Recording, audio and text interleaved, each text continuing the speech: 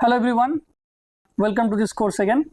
So in this lecture we are going to talk about pre-training strategies. Last lecture we covered transformer, different blocks of a transformer model, right? We also talked about word-to-way glove models, which are pre-trained word embedding methods, right? And we will see the overall arena of pre-training with transformer, and then we'll also see how the how the paradigm of pre-training actually changed from pre-trained word embedding to pre-trained language model. So today's breaking news is as follows.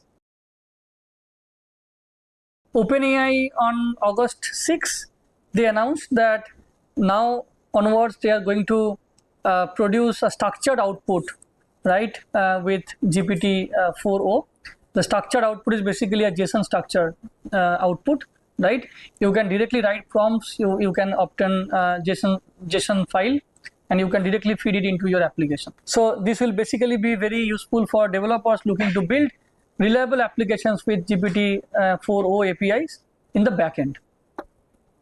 Okay, I think this is interesting. If you want to know more about this, this is the blog where they wrote about this development. Let's look at the pre-training strategy. Okay, so while discussing this, let us start with this famous quote, which we already mentioned earlier in the distributional semantics chapter, in the word embedding chapter, that we shall know a word by the company it keeps, right? So the same person modified the quote later on, and then he said that the complete meaning of a word is always contextual. Okay, this is always contextual, and no study of meaning apart from a complete context can be taken seriously. Okay, and this is essentially the foundation behind building the pre-training strategies. Okay, this is an example. I record the record, right? If you look at these the two positions of the word record, right, the meanings are completely different. Now if you use a word-to-way kind of method or a glove kind of method, which basically produce pre-trained embeddings, right, you will get same embedding for these two positions of record, right, but the meanings are different. Okay, let's take another example. A bat flew out of the cave. He hit the ball with a bat. Again, here the two words bat, the two positions of the word bat, the two contexts of the word bat are different, right? If you use the same embedding to represent this, you will not be able to do the proper processing of it, right? So what we will do here, we will produce embeddings, word embeddings, which are going to be contextualized, meaning depending on the context, the embedding will change. For example, here, let's say for the word bat, you will get one embedding. For the word bat here, you get another embedding, which are different. Okay, how do you do this? The first approach which was proposed, which is not a transformer based approach, this was proposed in 2018, is called ELMo, right? Deep contextualized word representation, right? This was done by mostly by LLM team, and some folks from this university also, right? One of them is a very good friend of mine. So the idea behind the ELMo method is as follows. So ELMo is a non-transformer based approach. There is no concept of transformer. Transformers was introduced in 2017. Around the same time it was introduced, 2018, right? So ELMo stands for embedding from language models. What it does, it essentially relies on RNNs, right? Can be LSTM, can be GRU, right? RNNs. And what it does, it essentially processes a sequence, right? When you process a sequence using RNN, each of the hidden states, which correspond to basically the tokens, right? These hidden states will basically be used as embeddings, right? Let's say I am going to school, this is my RNN. Okay. In RNN, what do we learn? We learn the weight matrix W, right? There are how many matrices are there in general? Generally, there are 3 matrices. One is a matrix between layers, right? WH. Another is this WE, which corresponds to the input, and other is this U, which basically projects it to the output space, right? For the time being, you just assume that there's only one matrix, which is WH. Okay, so you have an RNN, a fixed length RNN, right? And then what you do, you pass one training instance, okay, and you train this RNN using language model objective, next word prediction, right? You pass one sequence, you predict the first position of the sequence, second position, third position, fourth position, and so on and so forth, right? You do backprop and then you update WH, right? Then again you pass another sequence, you update this, and so on and so forth. Now think about it, what is happening here? So the claim is that the hidden state will act as an embedding. The hidden state here, let's say this hidden state will act as an embedding for the word to, right? Now you may wonder how would it be possible, because there are so many sequences, there's only one RNN, right? So let's think of a dictionary, right, where every row indicates an embedding of a particular token, right? Let's assume that this is a word level token, right? Not a character level, word level tokenization. So there is an entry I, and this is the vector. Entry J, this is a vector, and so on and so forth. And let's assume that this matrix is initially randomly initialized. Okay. Now, when you start this RNN, you need to feed the input, right? This input is taken. This input is fetched from the dictionary. So the correspond. So when the input is I, you basically fetch the corresponding embedding vector from the dictionary, and you feed it as an input, right? To start with. Then you train the model. Let's say you take one instance, you train the model, your hidden states are updated, right? The hidden state corresponding to the word I is also updated, right?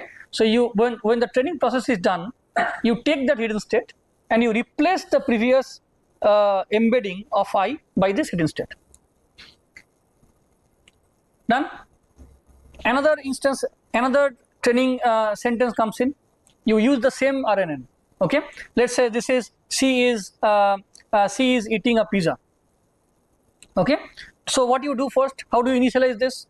You take the embedding of C from the dictionary, is, right, eating, and so on and so forth, right? You already have this weight matrix which came from the previous iteration. You again update it. You update the hidden states, and the corresponding dictionary is updated. You keep on doing this thing with all these instances. Now you can say that, you know, I will train the model using batches. That is also possible. You take a batch and then you do this update, or let's say per instance you basically update this RNN. Okay, so this is a language model objective based RNN model. There is no task involved so far. Now, so this is now what you do. So this is your first RNN, which is a language model objective based RNN. When all these things are done, you freeze this RNN. When you freeze this, what does it mean? It means all the embeddings are freezed, right? And now let's say you are interested in doing some task. Okay, and let's say you have some task specific data. You have some task specific data which you want to use to train the model further, right? Some sort of fine tuning. Okay, so on top of this, you apply another RNN, which will be responsible for doing this task. And let's say the task is sentiment analysis. Okay, this is sentiment analysis. So this is frozen. It is frozen means the hidden states are coming from this, the first layer. So given the task specific input, all the tokens embeddings are coming from this layer, which are frozen, right? And here in the second layer, you have another weight matrix WH dash, which corresponds to that layer. And you have the task, you produce the some output, there is some error, right? You backprop and you update the weights. The task specific weights are updated. So during the inference time, let's say you are given a sentence, right? What do you do first? You are given a sentence, then you first retrieve. Now remember, there are two layers. Don't forget, there are two layers. The first layer is a language model layer. The second layer is the task specific layer, right? During the inference time, what you do? During the inference time, you feed here, right? You basically feed here. The bottom layer, the corresponding weight WH is already stored. It has already been learned, right? So let's say you are feeding a new sentence. Let's say Akshay is a great cricket player. Okay. So what you do? So this is my first layer. Okay. So you feed the input, the input vector of Akshay from the dictionary, right? You multiply this with the weight WH, right? It will, and then Akshay is, then you also have this is embedding for the word is. This and the previous hidden state will basically be used to generate the next hidden state, right? And so on and so forth. You roll out. Okay. When you roll out, now let's look at the current hidden states now. Now these hidden states, the current hidden states of the bottom layer are very different from the hidden states which are stored earlier, because these are multiplied by, these are basically functions of the weight matrix, right? And this is contextual. Why this is contextual? Because the word great is now dependent on the previous word, which is Akshay is. Okay, maybe the word great was used in some other context, but in this context, this is a function of the previous words. Clear? So the bottom layer will produce some hidden states, right? Now these hidden states will be moved to the task specific layer, and the task specific layer, we already know the corresponding weight which was learned earlier. That will be used to predict the task. Okay. Now there are some changes here and there. What I mentioned is the very high level overview of this. Let's look at the changes. But the bottom line story should be clear, right? There are two layers. One layer is responsible for language model objective. The top layer is responsible for tasks, right? Here you store the hidden states as embeddings of the tokens, right? And then the embeddings will be changed when you apply for a specific context. It will change. Okay. Okay. RNN is not a very great approach. I mean, unidirectional RNN is not a very great approach because it only scans from left to right, right? As you understand, for a language model objective, why do we just need to scan? Because I want to process the entire sentence. So along with the left to right RNN, I will also use a right to left RNN to process the entire sentence. Now left to right RNN will basically predict the next word from left to right. Right to left RNN will basically predict the word from right to left. Okay. Now, I mean, there are two ways to essentially do this thing. Let's say if you have access to only a left to right RNN, not an right to left RNN, what we can do, you can just rotate the sentence, right? Let's say I am going to school to going am I, and then you run a left to right RNN. Okay. In fact, what they did, they used a stacked RNN. There are two layers. Now this RNN that I am talking about is a language model RNN, the bottom RNN that I mentioned earlier. So the bottom RNN was essentially a stacked RNN. There are two layers, right?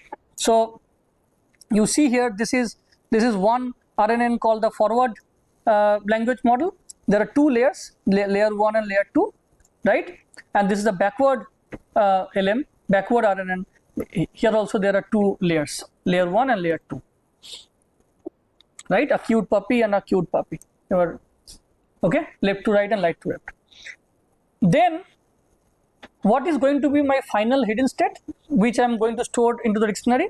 The final hidden state corresponding to the word cute, right, can be either the concatenation of this and this, right, or it can be, let's say, only the top layers, this plus this. Plus means concatenation, right? There can be multiple ways of combining this. Let's look at it here.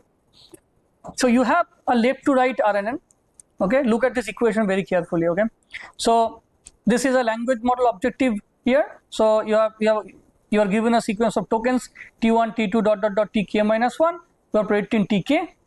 What is this one? This is essentially the LSTM, the RNN parameter, which is WH, right? All the other parameters, meaning the, let's say, WE, right? All the other parameters in the RNN will remain the same. What is WE? WE is the parameter corresponding to the input, right? In this case, this is theta x. This will remain the same in the forward LSTM and the backward LSTM. Okay, all the other parameters. What is this theta s? What is this theta s? Theta s, the s is the u. Okay, the softmax parameter. This will also remain the same in forward and backward. So the only parameter which is going to change is the WH. Okay, so then you essentially add these two. Look at here. This is, I think, better way to represent it. So for every token k, you got one representation from the forward layer and one representation from the backward layer, right? Either you just concatenate them.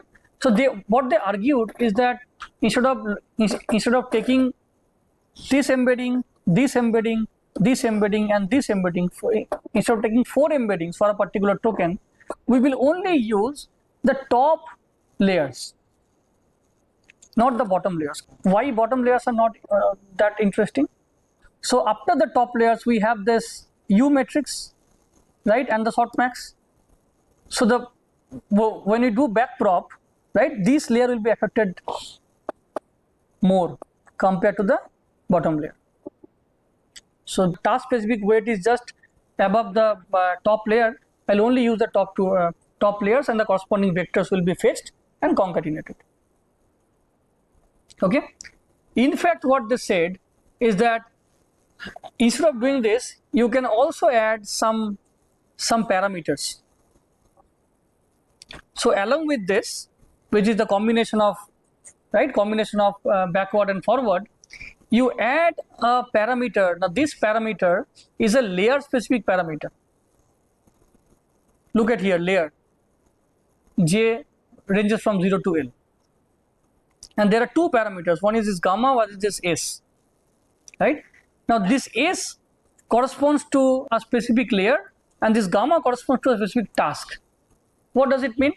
It means that when you, on top of this language model layer, when you apply a task specific layer, right?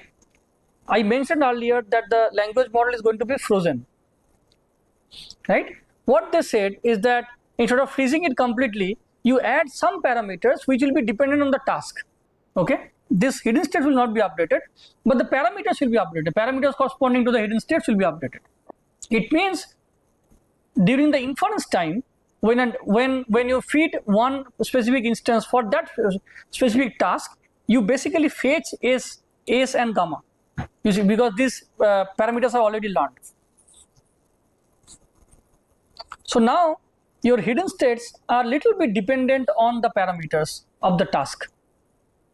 Now if you want, you can discard this dependency. You can just remove this task specific parameters, only use the hidden state, right? But if you feel that, okay, some dependency should be there, you can use this,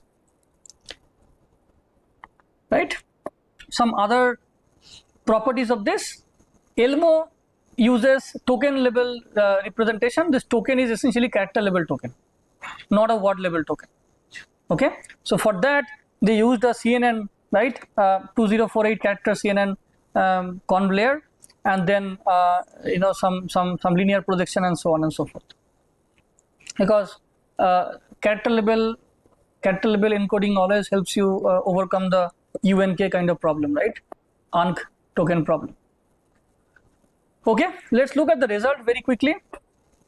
So ELMo was one of the first large scale models.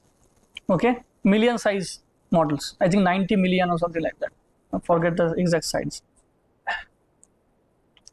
It was tested on different tasks, question answering tasks, squad question answering tasks. The squad dataset was proposed by Stanford again in 2017, 2018, during that time.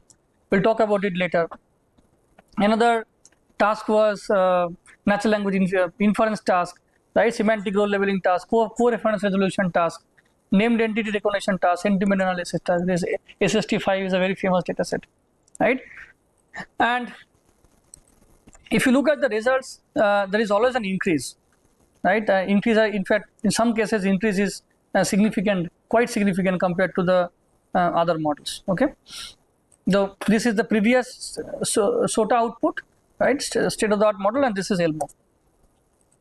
In fact, you can use ELMo to initiate transformer, right? In a transformer also, you need to feed embeddings, right? Instead of using what to bake, you can essentially use ELMo's representation. Okay, so this is all about ELMo. So ELMo is yet another word embedding technique, but contextual, dynamic, unlike word to bake glove, which was static, right? Context independent. So we have been talking about pre-trained word vectors. In pre-trained word vectors, your embedding layer is frozen, right? And your task specific layer is essentially something that you are interested in. Okay, now this part is pre-trained. Model is not pre-trained. The entire model is not pre-trained. Only the inputs are pre-trained, right? Now from pre-trained word vectors, we are moving to pre-trained models. In the pre-trained model, all the parameters are pre-trained. Right? What are the parameters in a transformer model? The parameters are the parameters corresponding to the attentions, right? Parameters corresponding to feed-forward network. All of them are pre-trained, right? Then for a specific task, you then fine-tune it. Okay. So let's look at. So there are three kinds of pre-trainings that we are interested in, right? Depending on which part of the transformer we are interested, right? Transformer, there is an encoder block, there's a decoder block. So one type of pre-training only considers the decoder part of the transformer. Okay, so all these GPT series models, they are only decoder only models, decoder based models, right? They do not consider the encoder part. Therefore, this cross attention is not there. Okay.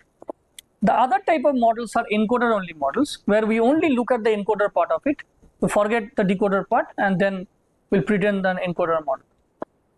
But right, Albert, Robota, all these models are encoder only model. And then the normal structure, which is the encoder decoder kind of model, the transformer, the actual transformer model, this can also be used for pre-training. Right, so GPT comes here, BERT series model comes here, and T5, right, another model is called BERT, B-A-R-T. These are all basically encoder decoder models. Okay, so let's look at this BERT, B-E-R-T model proposed by Google.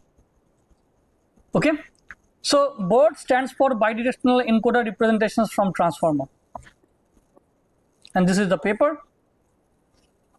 So now we have only the encoder part of the transformer model, only the encoder part, and now we are pre-training this encoder part. Okay, encoder part, the beauty of the encoder part is that there is no mask self attention. It is unmasked self attention, meaning all the tokens, each of the tokens can attend to all the other tokens in the sequence, right? So it is some sort of bidirectional in nature, because you can scan from left to right, right to left, and whatever. So in BERT, when you pre-train, what we do, we essentially, now for pre-training, what is my objective? because I don't have any task specific data. I only have access to raw corpus, right? Raw corpus, raw sentences. What is going to be my objective? So in this paper, they came up with an objective called mask language model, MLM. Now this is a self-supervised approach, not an unsupervised approach, because there is some gradient flow. Self-supervised approach, you don't need any label data, right? So what you do in BERT, in the encoder part, is that you feed a sentence, right? And you mask some of the tokens of the sentence. And let's say for the time being the tokens are words. You mask some of the tokens and you let the model predict those tokens. Okay. Now there are so many questions. For example, which tokens I should mask, how many tokens I should mask, right? And so on and so forth. So these are all empirical questions, and what they showed is that 50% masking is enough. So you mask 15% of tokens present in the training set, right? But when you mask it in three different ways. Okay. Out of this 15%, 80% cases, right? You basically just mask that token, right? So what does it mean by masking a token? So they introduced a new token called mask, right? A new token called mask. When you feed, right, you replace a word, you replace a token by mask. Okay, and at that position corresponding to the final output, you predict what is going to be the actual word at the place of mask. Okay, so 80% time you mask some of the tokens, 10% times you replace that token by another token. Let's say the sentence is like going to the park, you replace the word park by store, and you let the model predict the word park, right? This is some sort of corruption. You do some sort of corruption and you let the model predict the actual word, right? And 10% of time you don't do any change, but still you let the model predict it. Your input is like going to the park, right? You let the model predict the word park. Why this is important? Why this is important? This is important because if you only teach the model to predict the mask token, the model will basically start forgetting predicting the actual tokens. So sometimes you also need to, tell the model that look, I mean, you are learning this mask output, but you also need to understand what is there in the other tokens. Okay. So why 15%? Why not 50%? If you mask 50% of the tokens, right, most of the context will be destructed. Your context, you also need some context, right? The context will be gone, right? So they empirically tested that 15% is a good number. 15% of an 1 billion or a 10 billion size token is good enough. This is my sentence. Let's say like going to the park, right? You feed this, you replace this by mask,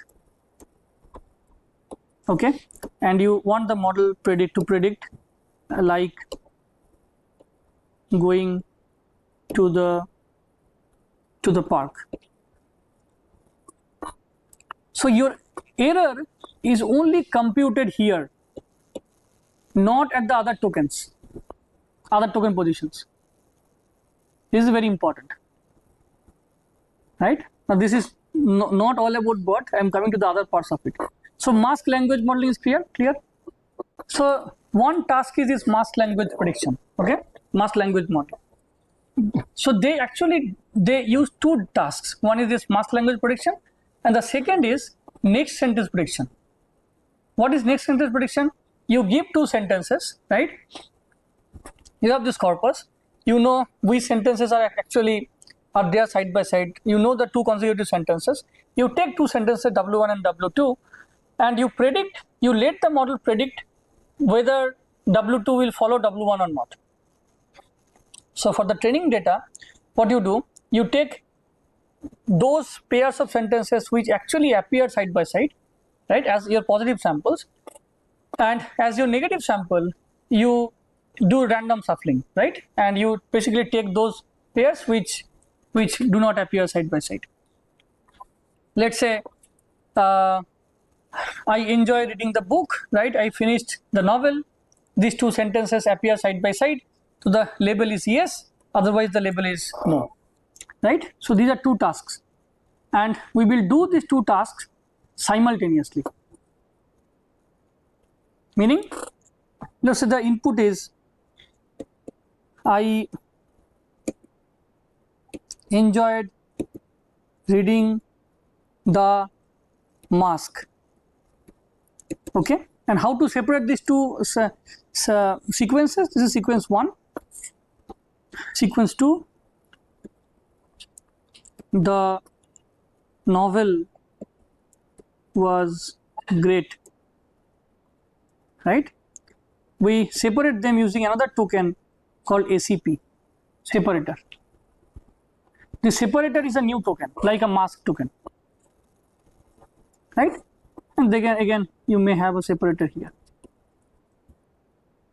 right. So you introduce two new tokens.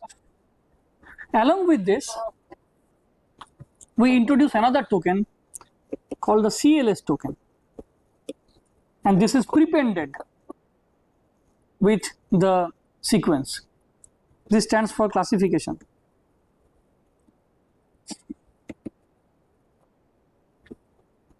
Okay, so you feed this entire thing to the encoder block, right. What is the need of this CLS token? Now let me first tell you what will happen after this. So the model will predict the vectors, right, at the end, right, vector corresponding to CLS, vector corresponding to I, and so on and so forth, and it will also try to predict this mask word. On top of this CLS I will use a task specific head, meaning basically a linear layer U, right, which will project it into two classes, yes or no. Okay, if two sentences are sequential, then it will predict yes, otherwise no. There are two losses, one loss is here, another loss is here, mask, and those two losses will be back propagated, right. Now my question is, why do we need this CLS token? Can't we just take the embeddings of all these tokens and then concatenate it and then pass it through a linear layer followed by nonlinearity?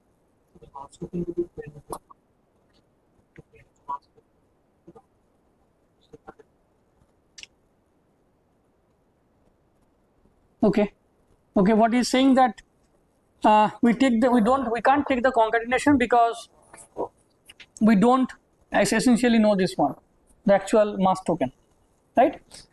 Okay, that's fine. Then we just ignore the mask token and somehow combine the other tokens. So the other tokens are good enough. Only 15% are masked. Why the CLS token? So remember, CLS token also acts as a normal token, meaning CLS also attends to all the other tokens. In the self-attention part, it has attended to all the other tokens. So CLS has information about all the tokens, right? But CLS token is a token which doesn't indicate any meaning present in the sentence, because this is not a part of the sentence at all. You may argue that why do I need a classification layer on top of CLS?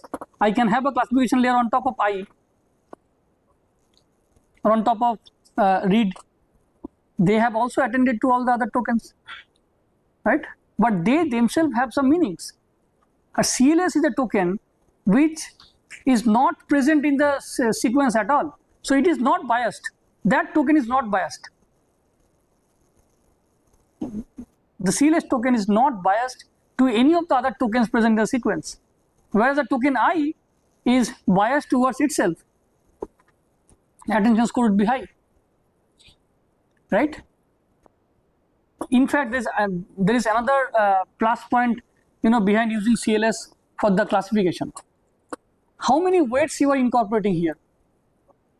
Apart from the the normal encoder weights, self attention feed forward weights, these are already there in the encoder. For this classification, how many weights you are incorporating? Parameters you are incorporating. Only this part, right? Only U. And what is the size of U? If the vector size is 512, this is 512 into 2. Right? Instead of this, if we had a concatenation of tokens, this is going to be bigger. Right? The parameter size can also be decreased. Okay?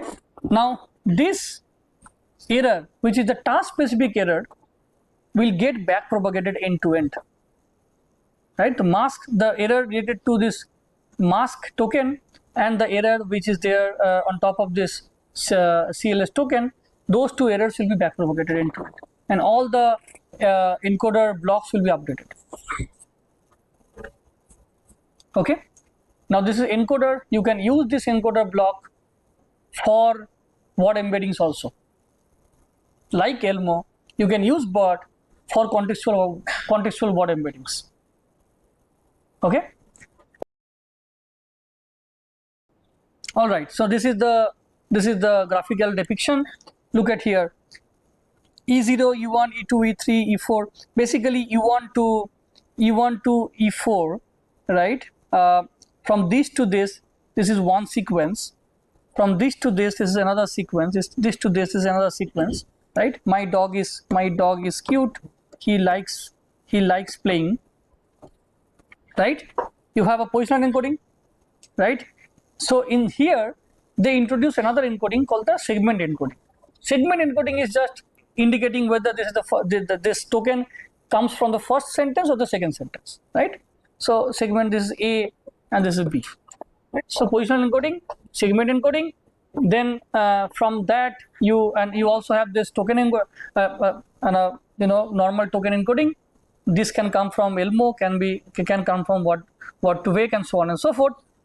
And then you have this CLS prepended ACP separator, and so on and so forth. Now this is my input sequence. You mask some of them and you feed. So this is the training details. They used 2.5 billion Wikipedia corpus, another book corpus consisting of 800 million words. They tested two different variations of BERT base consisting of only 12 layers of encoder, and BERT large consists of 24 layers of encoder with different hidden state size and different multi-headed attention. 12 head, 16 head, right, and so on and so forth. There are other epochs and so on. The other details are also mentioned here. Okay, now if I ask you, can we use BERT for a downstream task, and let's say the downstream task is question answering. Okay, what is the question answering task? You are given a question queue. Okay, and let's say who played the role of Bikram Rathore in Jawan. Okay, this is the question, and this is the passage. You have a passage where all these things are written, and somewhere in this passage it is written that the role of Bikram Rathore, right, was played by Shah Rukh Khan, right? This is the passage, and your task would be to essentially retrieve this information from the passage. Now tell me, how do we use BERT for this kind of task? Okay, this is a typical closed book kind of question answering task where you are given, now there are so many data sets. Squad is one data set, right? There are other data sets like Quark, right? Hotspot QA. There are so many data sets available. Some data sets look like this, some data sets basically are conversational data sets where you have conversation, you ask a question and you retrieve answer from the conversation. How do we use this, the BERT model to solve this kind of task? What do you think? The BERT model is already pre-trained using masked language model, right? Now, when you fine-tune the model for this task, you already have some training data where the question and the corresponding passage is the input and the output is the specific token, right? So what you do here in the BERT model, this is BERT, you adapt to this model for a specific task. This is one such task, okay?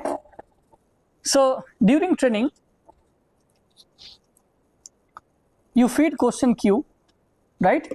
Separator and the passage P, separator, okay? And you have CLS, okay? So you have different tokens here. You have token, let's say token T1, token T2, T3, dot, right? So T60 and so on and so forth. Then what you do, you add a classification layer on top of every token. In fact, you add two classification layers on top of every token, right?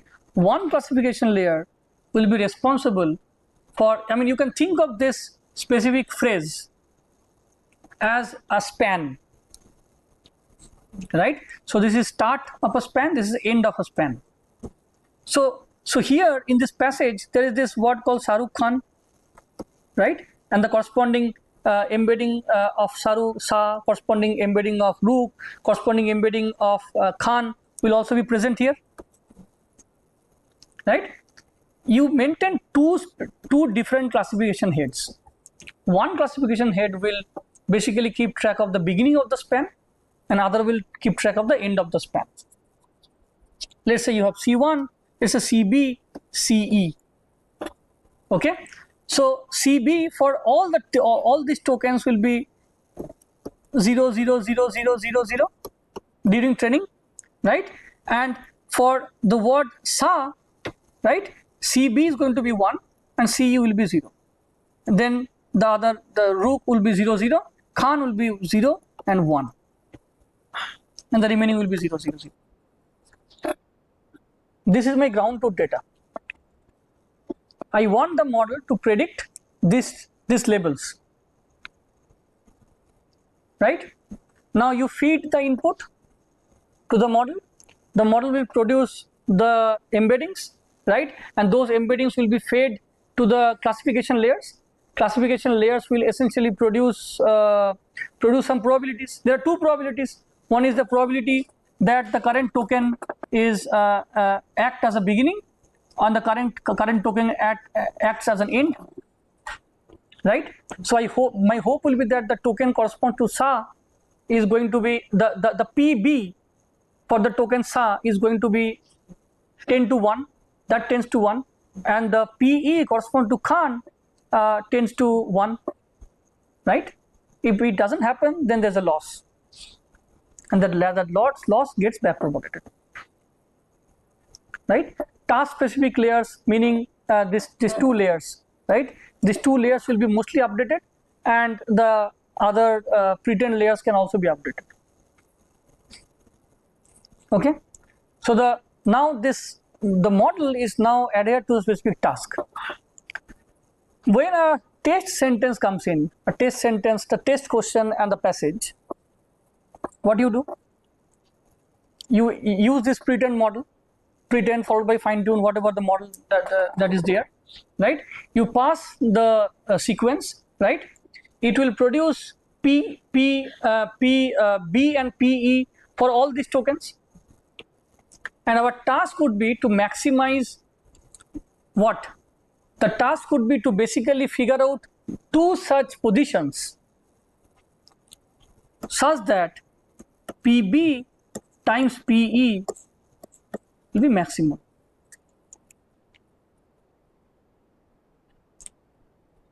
Now think about it. For every token, you have two probabilities, PB, PE, right? There are so many possible combinations are there, right? PB times PE, so PB1 times PE2, right?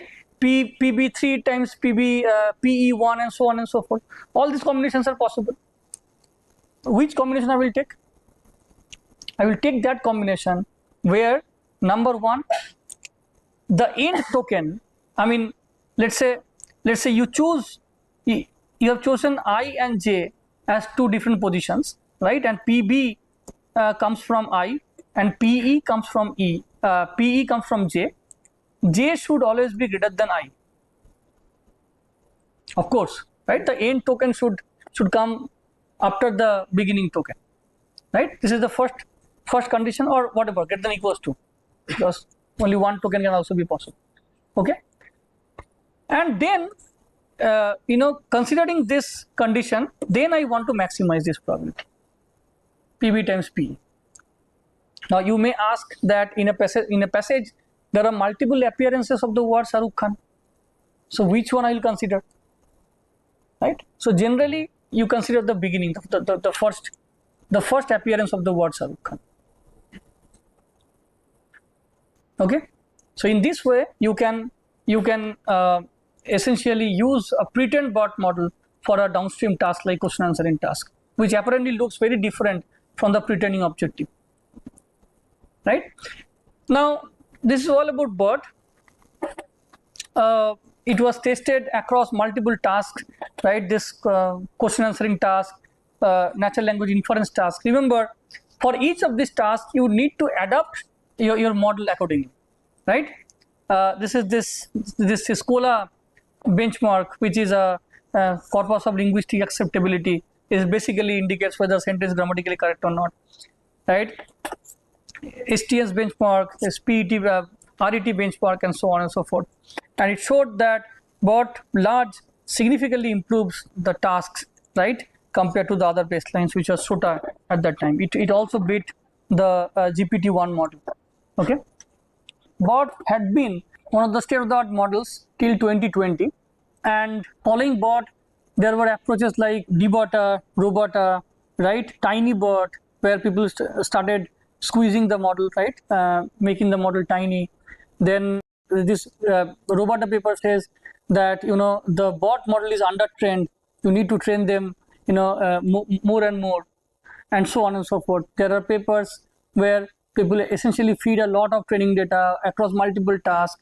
People also showed when you keep on adding new tasks, how the model, whether the model will be generalized or not, and so on and so forth, right? So this is one direction of research. I will not go into the details of the follow-up of BERT, but I will strongly suggest you guys to read those papers. At least use those models for your projects. Okay.